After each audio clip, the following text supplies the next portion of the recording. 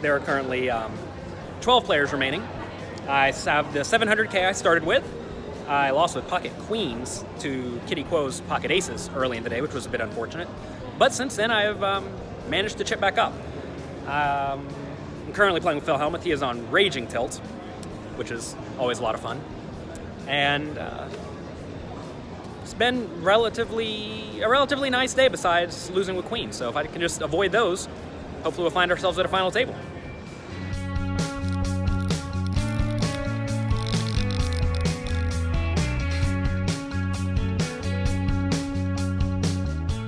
Why, hello there. I'm currently in JFK in New York City.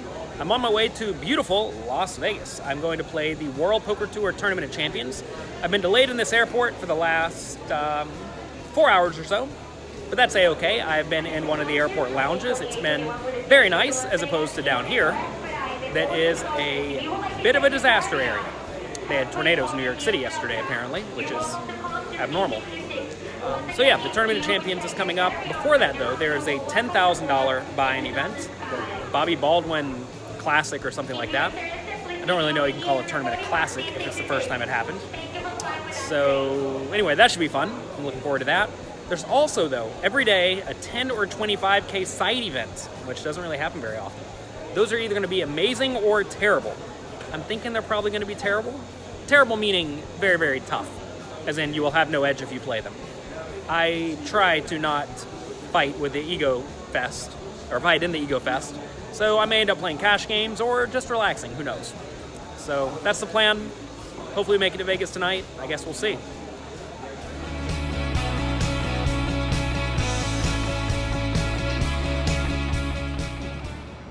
Made it to Las Vegas. There's something fun about walking through the airport and having a bunch of slot machines around you. I don't think it happens like that anywhere else, but it's a lot of fun. In the comment section below, let me know how many people total, since Las Vegas has been in existence with an airport, have lost all their gambling money, literally all of it, before leaving the airport. There's got to be some positive number. Sucks for those people.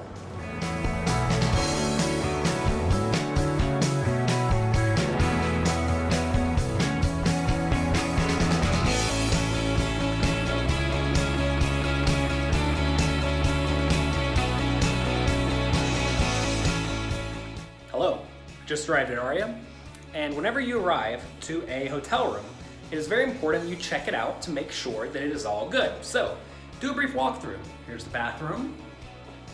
Here's the toilet. Let's make sure no one's in this room. That would be bad, right? Yep, no one in that room. Good. Take a look at the tub. Make sure the tub looks nice and clean. Okay. All looks good. Come out this way. Make sure the bed's made. Make sure no one's in the bed. Make sure everything looks acceptable. Make sure the view is acceptable. Because, especially if you're going to be somewhere for a long time, you want to make sure you are happy. If you find that you get in a hotel room and then you just kind of dread going back to it every day, that's not going to give you a nice, serene mindset. It's going to have you anxious and annoyed every time you go to your room. So, whenever you get to a hotel, check it out. Make sure you're happy with it. If you're not, change rooms. That is a thing you are allowed to do. Don't be afraid to ask. And make sure you have a good time. We're walking about.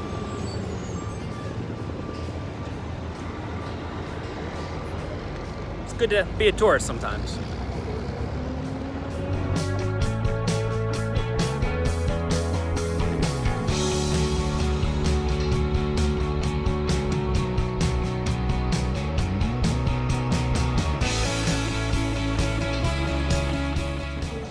I'm walking around outside. I've seen about 7 gourmet burger places. I remember when burgers were just like McDonald's, cheap fast food. Now you go, it's still kind of fast, but they're gourmet. You never had a gourmet burger, I definitely suggest you do. There's a place at home I order from called Bear Burger, and it's pretty good too. Anyway, burgers are everywhere now. Be careful though, they're not healthy for you. Look, more burgers. Oh, look at this. I was wondering where the Poker Go studio was. Turns out, here it is, right outside of Aria. Wow, look at these giant carts. Maybe I'll get to play there one day. That'd be a lot of fun. I'm very happy that they finally have a studio there. It's a long time coming. Good job, everyone there.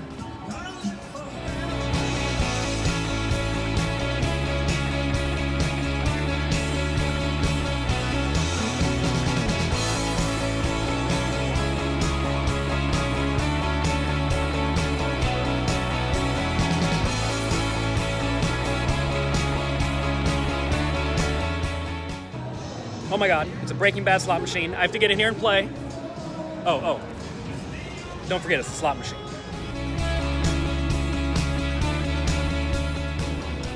So I just scoped out the $10,000 buy-in side event, first one here, and unfortunately, it's only about 10% recreational players.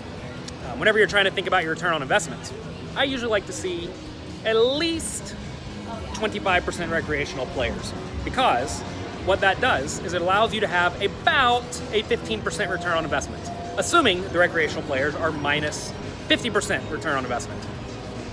Imagine there's 25% of the field. That means for every 7.5 good players, they're going to chop up 1.25 buy-ins, divide 1.25 by 7.5, and you end up with about 16%. Now, most of the recreational players in these high buy-in tournaments are not going to be that bad. It's not like they're just giving it away.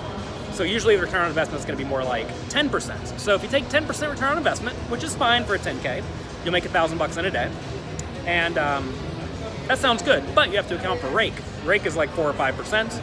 So now you're only making 5% on a 10K, and I think I can probably do better playing some other games. So, no 10K for me, and probably, unfortunately, none of the 25Ks either. That said, I'll still scope them out tomorrow.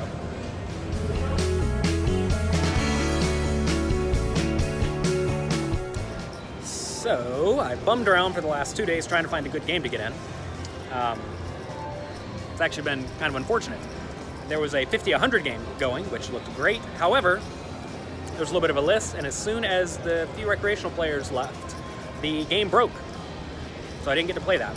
Instead, I sat around playing 5-10, waiting to get in a 10-20 or that 50-100 game, and the 5-10 game wasn't very good, and the 10-20 game wasn't very good.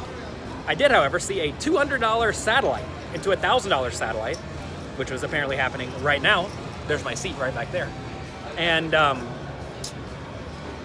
I realized that yesterday, so I decided to wake up and play this satellite. It has about 50 people at the moment, and looks like a great value. It's kind of interesting. There's some of the best players in the world in it, because there's nothing else going on for them either. And then a bunch of people who got in for $200, so it's a lot of fun. Anyway, the 10K main event starts tomorrow. Hopefully the cash games pick up, or better yet, hopefully I save the main event for a long time. Otherwise, there may not be a whole lot to do here in Vegas besides go around and party. Hopefully I get to keep playing poker.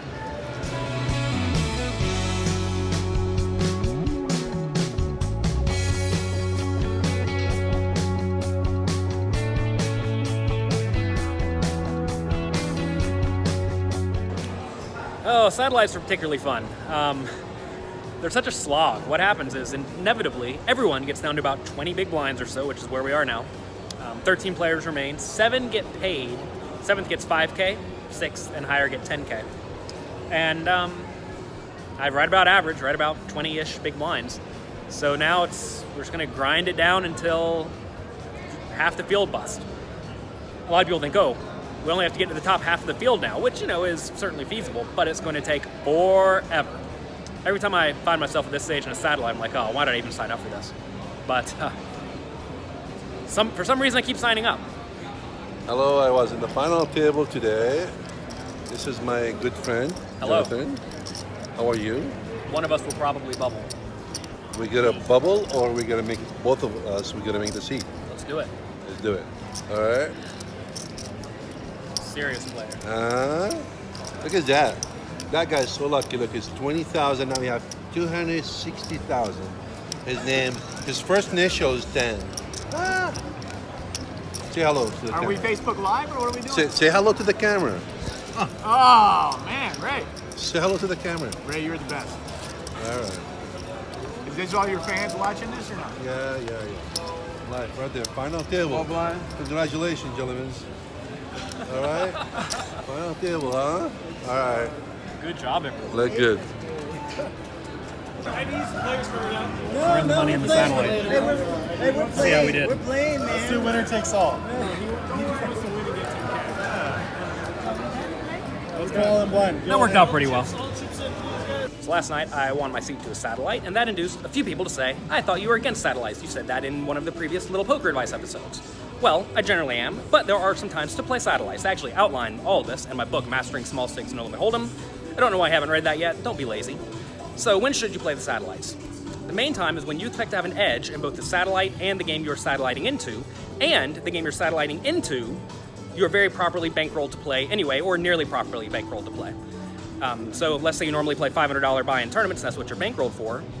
You should not be playing $1,000 buy-in satellites to try to get into a 10K, because the 10K is gigantic, right? So usually what it amounts to is you need to be playing satellites that are at most about 25% of your normal tournament buy-in. That way, if you do satellite into a game, it's only slightly bigger than normal. And maybe you'll have some edge in that spot. But also, most of the time people don't have an edge in both the satellite and the tournament, and that is why most people should not play. But fortunately, I think I have an edge in both, so I played, and we won.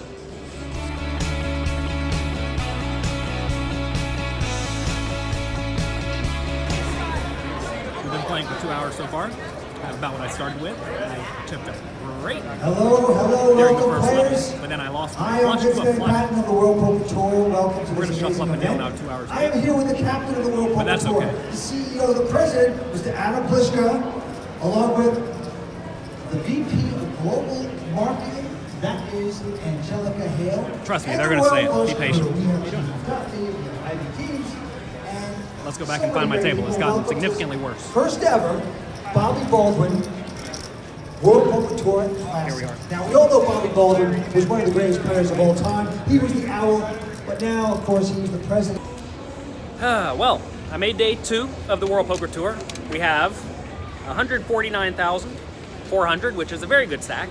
Average is about 75,000, with 66 players left. So we have about 2 times average and about 120 big blinds. It was actually a pretty tough day. I had a very, very tough table. I knew everyone at my table. They were all good young kids for the most part. 7 out of the 8 players were probably all of them were in the top, like 1,000 players according to GPI. So anyway, very, very tough table. So I was just happy to get out of there alive. Actually, interestingly enough, at the end of the day, everyone who started at my table, only 2 of us made it out alive. I was actually kind of bummed going into the last 2 hours of the day. I got up to like 90,000 chips, which is pretty good in the early stages. Then I lost 2 all-ins. I 4-bet all-in with the 6-5 of hearts. I lost to ace-king, and then I got it all in with ace-8 on ace-8-4, 2 hearts against jack-9 of hearts, and lost that one. So I got up to 90, got down to about 40. Then I won a little 10 big blind all-in with ace-2 against king-10, and then I won some other hand. Man, what was it? I'm the worst at this stuff. Oh, I won ace-king to queens. That's what it was. So I won a flip there. So I lost 2 roughly flips in one level. Then I won 2 flips in the next level. It was pretty nice whenever you win 2 out of 2. Even though it's really 2 out of 4. It felt like 2 out of 2 because those are the 2 that mattered. And that left me with a very good stack. So I'm pretty happy with my play today. I'm trying to think if I could have done much differently. I mean, there were a few hands where I could have gone one way or the other, but all in all, I felt reasonably good about the day. So that's good. That's all you can really do. So I'm going to go to bed, get some sleep. Hope to get a good table on day 2, and go from there.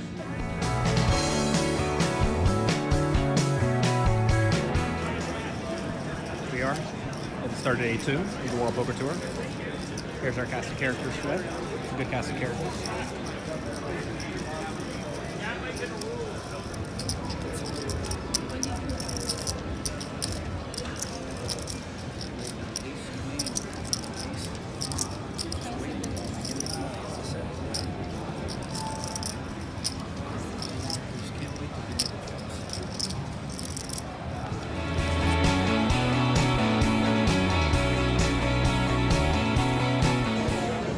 Well, I'm in the money, and I have about 25% of the chips in play. So that's average when there's 4 players left, but there's 21 players left. I did very well on the bubble. Actually, the day went pretty smoothly. I got kind of lucky to spike an ace on the river against a guy who had a set. When I had pocket aces, I slow played them early in the day to get up to a decent chunk. Then on the bubble, I ended up getting a pretty good spot against Lucky Chewy, very, very good player, where I raised. I've been raising a lot because I was the chip leader. Wow, it's really loud here. He 3-bet from the cutoff with pocket jacks. I called with my pocket 10s. Flop comes 10-4-3, 2 spades. Then he I checked, he bet, I check raised small, and then I jammed on a blank turn, and he called it off with the jacks, which is probably a good call against me, because I would definitely play all the draws that way. A little while later, I ran a bluff in a spot where it's going to fail a lot, but I had like the nut low, so I kind of had to bluff. And then a few hands later, I had Jack 10 of clubs. No, sorry, 10-9 of clubs. Same player who I just bluffed raised under the gun. I called in the cutoff. Flop comes Jack 7, 2 clubs. It's pretty good for me. He bet 5K. I raised to 18. He called. Turn was an 8 of diamonds. Hello. I would have preferred an 8 of clubs, but they gave me the 8 of diamonds. That's fine. He checked. I bet 45K. He called. River was a king of diamonds, so backdoor diamonds came in. And so now I lose to pocket kings, pocket kings, king jack, and backdoor diamonds, although it's kind of unlikely. So he checked and I bet 110K. One of the players at the table was berating me for not getting all of his money. I left him with like 115K behind. I could have jammed, but I was actually going to bet and then fold if he jammed on me in that scenario, because I don't think he's ever bluffing on the stone bubble. He ended up calling, though he had ace jack, so that was good. That put me up to about 763,000. Like I said, this 1/4 of the chips. We're in the money. Hopefully I don't squander this opportunity. You don't get too many chances to go into day 3. Day 3? Yeah, day 3 of a WPT with lots of chips. But sometimes you're lucky.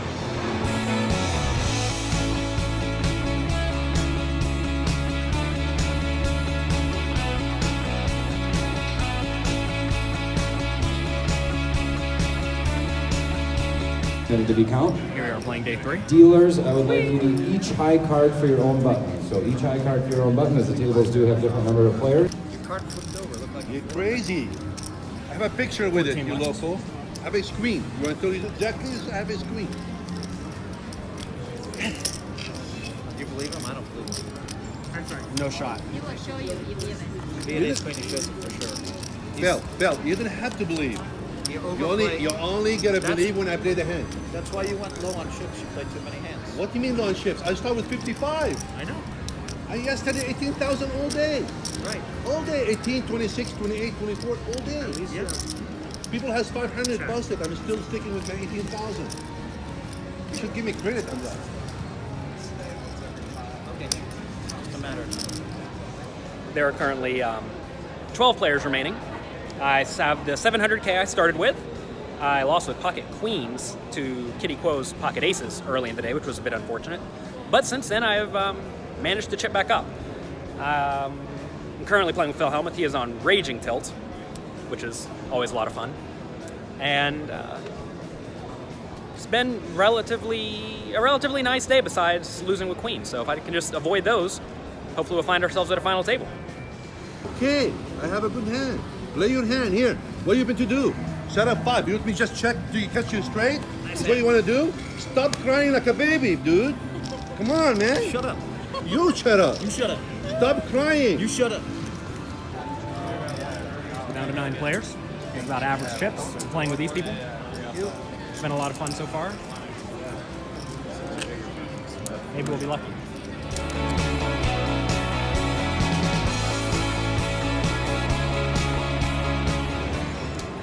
We're down to 8 players on dinner break. It's a good spot to be normally, but I just lost a big hand against Darren Elias, who is very good loose aggressive. He raised early position. I called small blind with 10s. Big blind called. It came something like King 8-3. Goes check, check, check. Turn is a 10 of hearts, completing a 3 flush, giving me a set. I bet about 3/4 pot. Only Darren calls. River is some blank, like a 2. Something like that. I don't exactly remember what it was. I remember all I lost to was a flush. I decided to value bet as opposed to check call. And I bet kind of big, knowing Darren's a pretty loose aggressive player and he's more than capable of turning the ace of hearts, or maybe even a queen of hearts, into a bluff. So I think I have a pretty easy call once I bet the river. I'm not really betting there to fold, I don't think. So I bet 135, he made it 410, and I called it off. So I lost. He had the ace queen of hearts, so he did not bet the flop with a flush draw, and just called the turn with the flush draw. And those are some hoops you have to jump through that I think makes my call easy enough. So now I have 330K, going to a 10K big blind when we go back, playing 8-handed.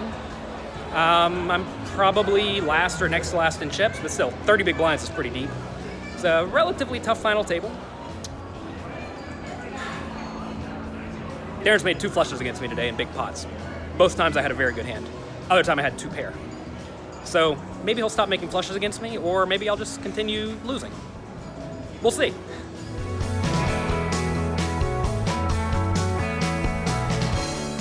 Well, I made day 4 of the World Poker Tour event. Unfortunately, I'm the short stack with a whopping 25 big blinds, but luckily I got a double up in the last orbit before the end of the day. Dietrich fast shoved the small blind with 10-8 offsuit, like he should, and I called with ace-queen, like I obviously should, and I won. I feel like I'm happy enough with my play today, even though there were spots where I called off incorrectly. Seems like everyone knows I don't enjoy folding. And once they know that, it means you should perhaps consider calling off much tighter, right?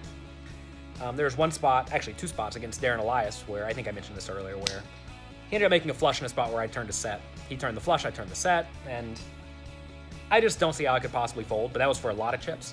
Then in another hand, they folded to me on the button, and I raised with ace-10 offsuit. This is back when I had chips. And then Sam Panzica, I think that's how you say his name, he went all in for 30 big blinds from the small blind. Now, he'd been pretty tight, and unfortunately for me, I had just called him a nit like 4 hands earlier, and I'd been opening a decent chunk. So that's a spot where I think it's close, right? I was talking to Dietrich Fast, a very good player who's on my right, and at the end of the day, I think it's probably a fold because I think I have an edge on the field and I have position on Dietrich, who's one of the better players. And, you know, Sam had been relatively tight. That said, I mean, it's clearly plus chip EV, but I'm not sure it's plus dollar EV. If it is plus dollar EV, it's like a tiny bit. If I lost the hand, I'd still have 12 big blinds or something like that, so it wasn't the end of the world. But at the same time, it was dicey. He ended up having ace-queen, and he basically flopped me dead. So, got what I deserved on that one. Phil Hellmuth told me at the start of the day, the way I'm going to get busted is by making top pair with an ace kicker, and I'm not going to be able to fold it. And that's kind of right. I had 2, decently good but marginal made hands, and I paid off with both, and I lost a bunch of chips. So anyway, I have 25 big blinds, playing with 6 players remaining. I'm the short stack. Joe McKeon is also somewhat equally short, but everybody else has a decent chunk, so I'm going to be looking to shoot it in somewhat light tomorrow. I think we're guaranteed 75,000, which is good. It's actually kind of a flat payout structure. First is only 400, so it's not like the good old days where first would be like 600, second would be second would be 300, third would be 150, fourth would be 75, and then I would be getting, if I took sixth place would be like 40K, so at least the payout structure is somewhat flat.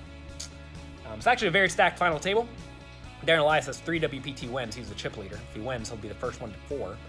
Me and Sam both have 2 WPT final tables. We'll join the 3 times champion club if we get that opportunity. And Dietrich has 1. So very, very stacked final table. I do not like my seat at all. I mean, it's okay, right? I have position on Dietrich, which is good, but Sam, who is, a good loose aggressive kid, although he had to play kind of tight because he had Darren on his left. He's on my left, and then Darren's on his left. So it's not really where I want to be because Darren doesn't really like to fold too much, which means I have to make hands. Also, Kitty Quo's there, but she's on the other side of the table. She played somewhat snug, but at the same time, she's playing fine enough. So the final table ended up being pretty tough. There were certainly a few soft spots in the tournament with about 14 players left, but now it's just all good kids. So that's a bit of a bummer. You'd much rather it be a soft tournament. Hellmuth ended up bubbling. That was a lot of fun. He played a lot of hands. I'm tired. I'm sure I'm just rambling. Sorry for rambling. We play tomorrow at 2 p.m. Let's go.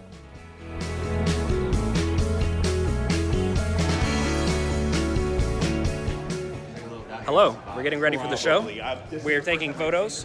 Look, there's Joe McKeon. He dressed up for today. There's Dietrich. He looks so happy all the time. He's such a pretty man. Here's me. Here's the Champions Cup. We're going to have my name on that 3 times now after today. Almost certainly. Unless Dietrich gets lucky or Darren gets lucky. My face looks all red, but it's not. It's bright in here. Anyway, it's a very cool set. Look, this is the Poker Go studio. Remember, I looked at it from the outside the other day. Now, here we are in the inside. There's the poker boss. He's in charge. Bye.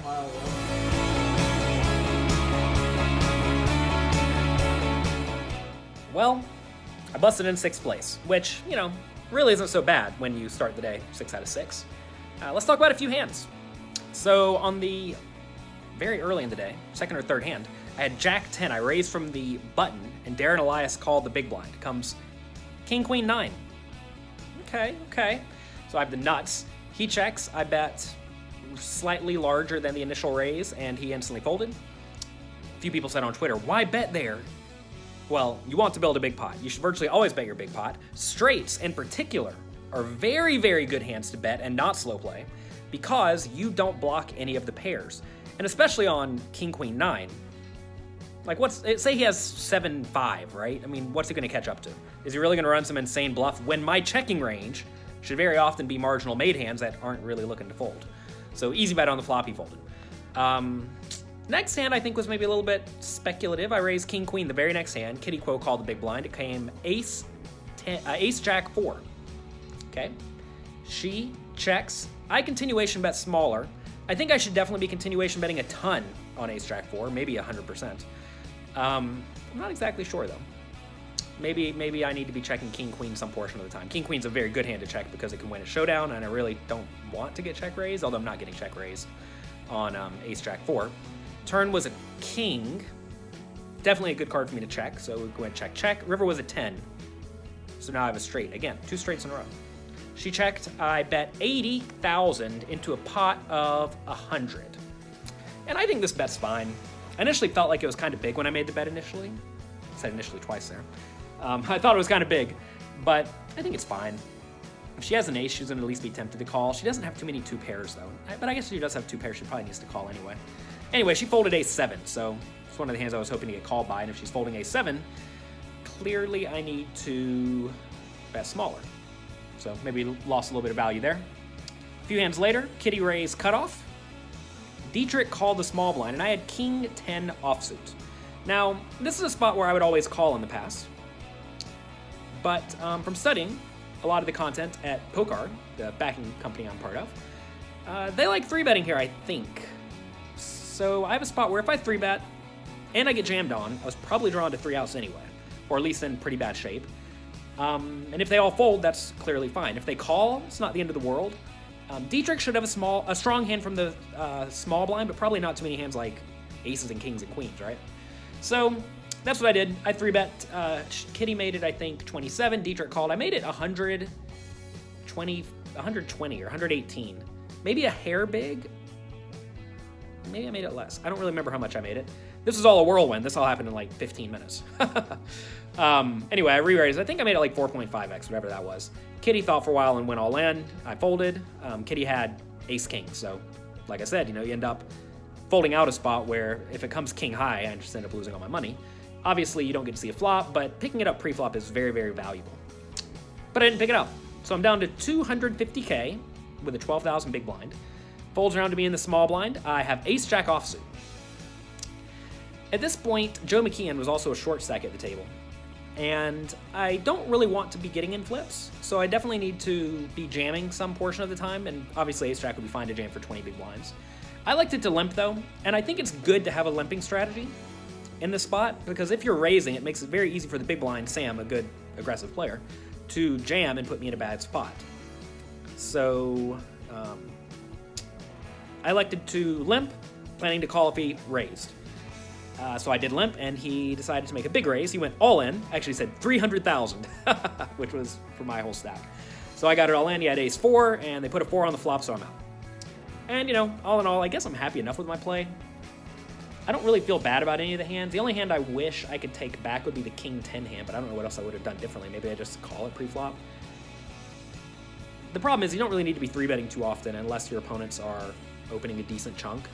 And I don't know if Kitty's opening a decent chunk. She was playing pretty tightly earlier. But I mean, she's not a nit, I've seen her in there with lots of marginal hands, so I'm okay with it. You can't be too unhappy when you get in with ace jack against ace 4. Anyway, I think I got 74K, which is nice. A lot of people berated me for my last Florida trip performance, where I think I lost like 60K or something. Like, oh, Jonathan, a little sucks. He lost 60K in a trip. Well, we got it all back. Not like it matters. There's so much variance in tournament poker that worrying about short-term wins or losses is just a waste of your time. All right, there is a Tournament of Champions party tonight. 2 parties, actually. One is at the Hublot Watch Store at Crystals, which is a very, very fancy shopping mall. I probably can't afford anything in there. And then there's another party at Topgolf. I've never been to Topgolf. I think it's a fancy putting range or driving range. I don't really play golf, so I guess I'll go and see what's happening. They claim the champions get a fancy gift bag, so I'm excited to see what's in their gift bag. They've hyped it up a lot, so it better be very, very nice.